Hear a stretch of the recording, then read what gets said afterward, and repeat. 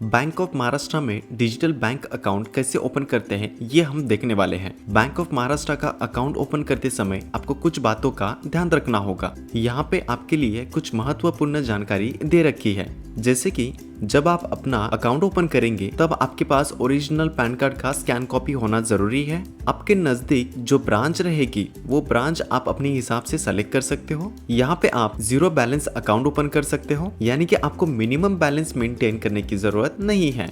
आप online transaction करोगे तो आपको रिवॉर्ड पॉइंट और कई सारे बेनिफिट आपको यहाँ पे मिलेंगे।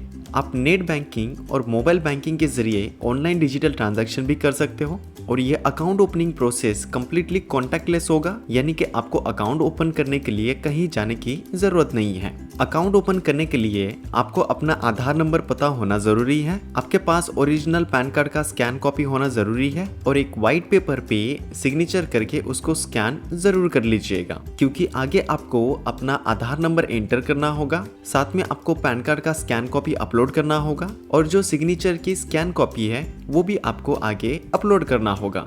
उसके बाद यहाँ पे जो ऑप्शन आपको दिख रहा है लेट्स गो करके, यहाँ पे आपको क्लिक कर देना है। लेट्स गो पे क्लिक करने के बाद यहाँ पे ऊपर आपको लोकेशन अलाउ कर देना है। उसके बाद आप अकाउंट ओपनिंग प्रोसेस आप कौन से लैंग्वेज में कंप्लीट करना चाहते हो वो लैंग्वेज आपको यहाँ पे सेलेक्ट कर देना है। यहाँ पे दो लैंग्वेज दे रखी है, एक है इंग्लिश और दूसरा है हिंदी। आपके हिसाब से आपको कौन से लैंग्वेज में ये प्रोसेस कंप्लीट करना है वो लैंग्वेज यहाँ पे आप सेलेक्ट कर सकते हैं। लैंग्वेज सेलेक्ट करने के बाद नीचे जो नेक्स्ट बटन करके दिया गया है उस पे आपको क्लिक कर देना है। यहाँ पे अगला ऑप्शन आता है ब्रांच सिलेक्शन का। आपके नजदीक कौन से ब्रांच में अकाउंट ओपन करना चाहते हो वो ब्रांच यहाँ पे सेलेक्ट करना होगा। यहाँ पे अकाउंट टाइप में सेविंग अकाउंट डिफॉल्ट आ जाएगा, वहाँ आपको कुछ नहीं करना है। उसके नीचे सेलेक्ट नियरेस्ट ब्रांच पे क्लिक कर लीजिए। वहाँ पे आपके लोकेशन के हिसाब से कुछ ब्रांच के नाम आपको देखने मिलेंगे। इसमें जो भी ब्रांच आपके नजदीक हो वो ब्रांच सेलेक्ट कर लीजिए। अगर ये ऑप्शन में आपके नजदीक ब्रांच का नाम अगर नहीं है तो आप अदर ऑप्शन पे क्लिक कर लीजिए। आपके नजदीकी ब्रांच को सर्च करके आप वहाँ पे सेलेक्ट कर लीजिए। ब्रांच सेलेक्ट करने के बाद आपको नेक्स्ट बटन पे क्लिक कर देना है। उसके बाद आपको यहाँ पे कस्टमर की जानकारी भर देनी है, यानी कि जिसका भी आप अकाउंट ओपन कर रहे हो उसकी जानकारी यहाँ पे आपको एंटर करनी होगी। यहाँ पे टाइटल आपको सेलेक्ट कर देना है। उसके बाद आपको कस्टमर का फर्स्ट नेम, मिडिल नेम और लास्ट नेम एंटर कर देना है। यहाँ पे फर्स्ट नेम और लास्ट नेम भरना कंपलसरी है, मिडिल नेम आप यहाँ पे स्किप कर सकते हो। कस्टमर का नाम भरने के बाद आपको मोबाइल नंबर एंटर करना होगा। मोबाइल नंबर एंटर ध्यान से करिएगा, क्योंकि ये नंबर पे आपको OTP आएगा और ये मोबाइल नंबर आपके खाते से लिंक रहेगा। मोबाइल नंबर एंटर करने के बाद आपको अपना ईमेल आईडी एंटर कर देना है। ईमेल आईडी के नीचे जो टर्म्स एंड कंडीशन दिए गए हैं वो तीनों टर्म्स एंड कंडीशन पे आपको क्लिक कर देना है। टर्म्स एंड कंडीशन पे क्लिक करने के बाद आपको नेक्स्ट बटन पे क्लिक कर देना है। अगला स्टेप रहेगा OTP एंटर करना। यहाँ पे आपका मोबाइल नंबर वेरीफाई होगा। थोड़ी देर पहले जो आपने मोबाइल नंबर एंटर किया था उस नंबर पे आपको बैंक ऑफ महाराष्ट्र की तरफ से एक OTP गया होगा, वो OTP आपको यहाँ पे एंटर कर देना है। OTP एंटर करने के बाद आपको नेक्स्ट बटन पे क्लिक कर देना है। अगला स्टेप रहेगा डॉक्यूमेंट वेरिफिकेशन का। ये वाले स्टेप पे आपको कस्टमर के डॉक्यूमेंट इंफॉर्मेशन भरनी होगी। पहले ऑप्शन में आपको अपना पैन कार्ड का स्कैन कॉपी अपलोड करना होगा। जो स्कैन कॉपी आप अपलोड करोगे उसका फॉर्मेट JPG और PNG होना चाहिए और वो स्कैन कॉपी इमेज का साइज 5 MB से कम होना चाहिए। दूसरे ऑप्शन में आपको अपना पैन नंबर एंटर करना होगा। उसके बाद आपको अपना आधार नंबर यहाँ पे एंटर करना होगा। ये सारी जानकारी भरने के बाद आपको वेरीफाई पे क्लिक कर देना है। उसके बाद टर्म्स एंड कंडीशन वाला ये एक पेज ओपन हो जाएगा। ये सारे टर्म्स एंड कंडीशन चेक करने के बाद प्रोसीड ऑप्शन पे क्लिक कर देना है। आपके आधार से जो नंबर लिंक है उस पे आपको OTP जाएगा। वो आधार OTP एंटर करके आपको नेक्स्ट बटन पे क्लिक कर देना है। आपका अगला स्टेप रहेगा एड्रेस इन्फॉर्मेशन भरने के रिगार्डिंग। यहाँ पे आपको दो ऑप्शन देखने मिलेंगे। पहला प्रिंसिपल एड्रेस, यानी कि आपके आधार पे जो एड्रेस मेंशन है वो एड्रेस यहाँ पे ऑटोमेटिक आ जाएगा, और दूसरा है कम्युनिकेशन एड्रेस, यानी कि जहाँ पे आप अभी रहते हो वो एड्रेस आपको भरना है। अगर आपका कम्युनिकेशन एड्रेस और प्रिंसिपल एड्रेस सेम है तो आप same as a principal address पे क्लिक कर लीजिए।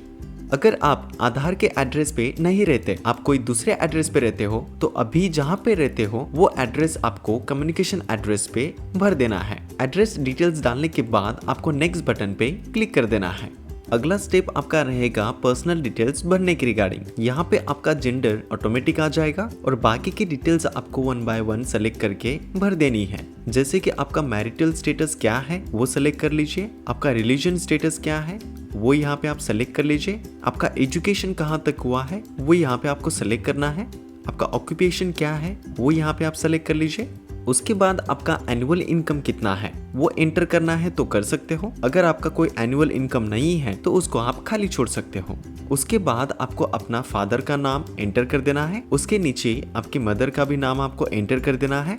आपके परिवार में आपके ऊपर कितने लोग डिपेंडेंट हैं वो यहाँ पे एंटर कर देना है। उसके बाद ये जो टर्म्स एंड कंडीशन वाला ऑप्शन है उस पे आपको क्लिक कर देना है। उसके नीचे आपको आपके सिग्नेचर की स्कैन कॉपी अपलोड करनी होगी। स्कैन कॉपी का साइज 100 KB से कम होना चाहिए। स्कैन कॉपी अपलोड करने के बाद आपको नेक्स्ट बटन पे क्लिक कर देना है। अगला स्टेप रहेगा नॉमिनी डिटेल्स एंटर करने के रिगार्डिंग। अगर आपको नॉमिनी नहीं रखना तो इसको डिसेबल कर लीजिए। अगर आप नॉमिनी रखना चाहते हो तो ये बटन को अनेबल कर दीजिए। तो जिसको भी नॉमिनी रखना चाहते हो उसकी डिटेल्स यहाँ पे एंटर कर देनी है। यहाँ पे पहले टाइटल सेलेक्ट कर लीजिए, उसके बाद जिसको नॉमिनी रखना चाहते हो उसका नाम यहाँ पे एंटर कर दीजिए। नाम एंटर करने के बाद नॉमिनी के साथ आपका क्या रिलेशन है वो यहाँ पे सिलेक्ट कर लीजिए। नॉमिनी का क्या एज है वो भी आपको यहाँ पे एंटर कर देना है। उसके बाद आपको नॉमिनी का पूरा एड्रेस यहाँ पे भर देना है। तो स्टेप बाय स्टेप पूरा एड्रेस आप कंप्लीट कर लीजिए। एड्रेस कंप्लीट होने के बाद आपको नेक्स्ट बटन पे क्लिक कर देना है।